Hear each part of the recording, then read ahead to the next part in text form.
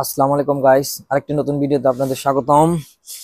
আজকে আলোচনা করব আয়ারল্যান্ডের ইউনিভার্সিটি অফ ডাবলিন, যেটাকে ইউসিডি নামেই সবাই চিনে।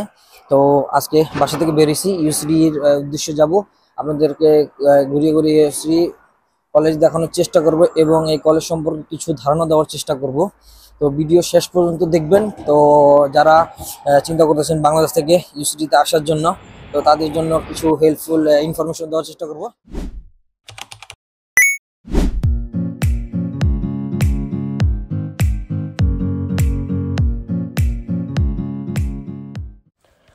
এখন ইউসিডি ইউনিভার্সিটির যে স্টুডেন্ট অ্যাকোমোডেশন আছে সেটা নিয়ে কিছু একটা ধারণা দেওয়ার চেষ্টা করব। ইউনিভার্সিটি কলেজ ডাবলিন ইউসিডি তাদের শিক্ষার্থীদের জন্য নিরাপদ, আরামদায়ক এবং আধুনিক অন ক্যাম্পাস আবাসন সুবিধা প্রদান করে থাকে। ইউসিডি রেসিডেন্সিগুলি সবুজে ঘেরা এবং বিশ্ববিদ্যালয়ের বিস্তৃত ক্যাম্পাসের মধ্যে অবস্থিত। আবাসন সুবিধার মধ্যে রয়েছে একক শয়নকক্ষ, যেখানে ব্যক্তিগত বা শেয়ার বাথরুমের বিকল্প রয়েছে। ছাত্র অ্যাপার্টমেন্টগুলোতে রান্নাঘর সুবিধা রয়েছে এবং সম্পূর্ণ ক্যাটার প্যাকেজও উপলব্ধ।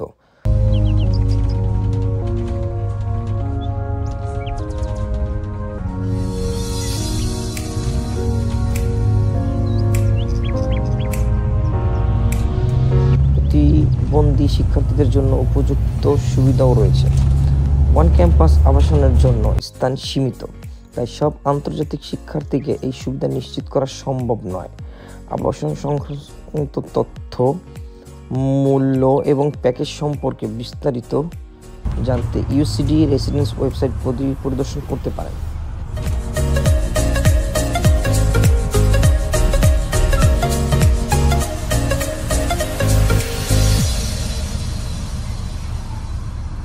যদি আপনি ক্যাম্পাসের বাইরে থাকতে চান, তাহলে ইউসিডি অ্যাকোমোডেশন পেইড ওয়েবসাইট ক্যাম্পাসের আশেপাশে উপলব্ধ বাসস্থানের তালিকা এবং সাধারণ পরামর্শ নিতে পারেন। আবাসন ব্যয়ের ক্ষেত্রে অন ক্যাম্পাস অ্যান্ড সুইট কক্ষের ভাড়া প্রায় 1200 ইউরো প্রতি মাস, যা বিল ব্যতীত। বিলের জন্য অতিরিক্ত 60 থেকে 80 ইউরো প্রতি মাসে খরচ হতে পারে। খাবার জন্য সাপ্তাহিক খরচ প্রায় 30 থেকে 40 ইউরো হতে পারে।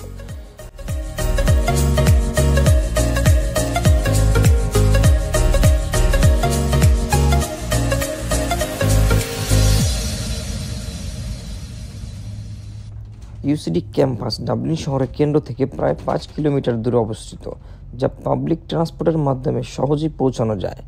শহরের সাথে ক্যাম্পাসের সংযোগ সুবিধাজনক, যা শিক্ষার্থীদের জন্য খুবই ভালো এবং সুবিধাজনক।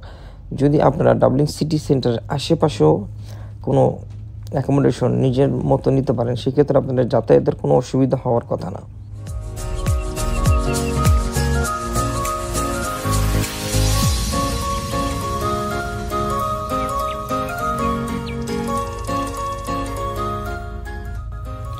University college Dublin UCD Bangladeshi ছাত্রদের ইতিহাস নিয়ে যদি বলতে যাই, সেটা হলো ইউসিডি আয়ারল্যান্ডের অন্যতম বৃহৎ এবং প্রাচীন বিশ্ববিদ্যালয়। এখানে বিশ্বের বিভিন্ন দেশের শিক্ষার্থীদের মতো বাংলাদেশি শিক্ষার্থীরাও উচ্চশিক্ষার জন্য আসেন। বাংলাদেশি শিক্ষার্থীদের ইউসিডিতে পড়াশোনা শুরু মূলত 1980-র দশক থেকে, তবে গত 2 দশকে এর সংখ্যা উল্লেখযোগ্যভাবে বৃদ্ধি পেয়েছে। প্রাথমিক সময় প্রথম দিকে বাংলাদেশি শিক্ষার্থীরা সাধারণত প্রকৌশল, মেডিসিন এবং ব্যবসা প্রশাসনের মতো বিষয় পড়াশোনার জন্য ইউসিডিতে আসতেন। তাদের মধ্যে অনেকেই ছিলেন সরকারি বৃত্তিপ্রাপ্ত।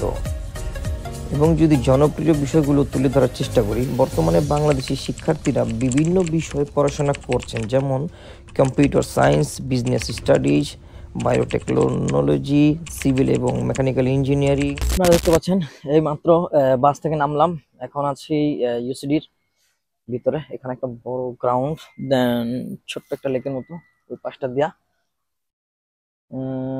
এই তো এর সামনের দিকে যাওয়ার চেষ্টা করি, এদিকে কি কি আছে একটু ভিজিট করে এই কলেজটা কিছু বলার চেষ্টা করবো। এখানে অনেক স্টুডেন্ট আছে, এখনো যথেষ্ট স্টুডেন্ট। এই ইউনিভার্সিটি থেকে বিশ্বের বিভিন্ন দেশ থেকে স্টুডেন্টরা এখানে আসে স্টাডির জন্য। অনেক নাম করা একটা ইউনিভার্সিটি এটা। আজকে সত্যি ওয়েদারটা খুবই ভালো ছিল, ওই জন্য একটু ঘুরে মজা পাওয়া যেতেছে। লোগো দেওয়া আছে ইউসিটি ডাবলিন। ইউসিটিতে বাংলাদেশি শিক্ষার্থীদের সংখ্যা বৃদ্ধি পাওয়ার সাথে সাথে একটি শক্তিশালী কমিউনিটি গড়ে উঠেছে। তারা নিয়মিত সাংস্কৃতিক অনুষ্ঠান, বৈশাখী উৎসব এবং খেলাধুলার আয়োজন করে। এর মাধ্যমে তারা নিজেদের ঐতিহ্য এবং সংস্কৃতি তুলে ধরার সুযোগ পান। বাংলাদেশি গ্র্যাজুয়েটদের অবদান। ইউসিডি থেকে পাশ করে অনেক বাংলাদেশি শিক্ষার্থী আয়ারল্যান্ড, ইউরোপ এবং বাংলাদেশের বিভিন্ন প্রতিষ্ঠানে গুরুত্বপূর্ণ পদে কাজ করছেন। তারা একাডেমিয়া, গবেষণা এবং পেশাগত ক্ষেত্রে গুরুত্বপূর্ণ ভূমিকা পালন করছেন। আর এটা এরিয়াটা অনেক বড়, অনেক বড়। এটা আমি আজকে প্রথম দিন আসলাম, আগে আমার এরকম একটা ধারণা ছিল না যে এটা, কিন্তু ভিতরে আসার পরে দেখতেছি বিশাল বড় এরিয়া নিয়ে ইউনিভার্সিটিটা, এবং ভিতরে খুবই সুন্দর একটা প্লেস, হিউজ জায়গা, গ্রাউন্ড, লেক। তো খুবই ভালো লাগলো আমার কাছে। এখন এখানে একটা সেন্ট্রা মার্কেট আছে, রেস্টুরেন্ট আছে, তো এটার ভিতরে যাই, যাই দেখি কিছু খাওয়া যায় কিনা এখান থেকে।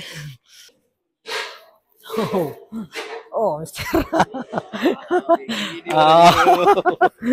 How are you, bro? Oh, this is UCD. Yeah, it's center inside It's also belongs to that group. Science group. So where are you? I just came for break. Let's go. I'll bring you there later. Ah, okay. So you can take a lot now. Make it.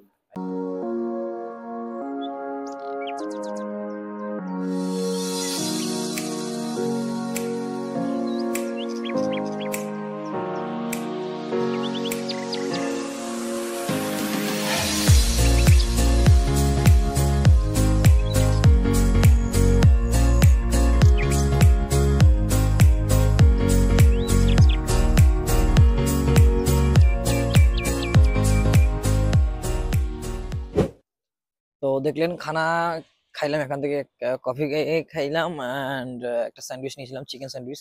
এটি little bit spicy, so it's fine.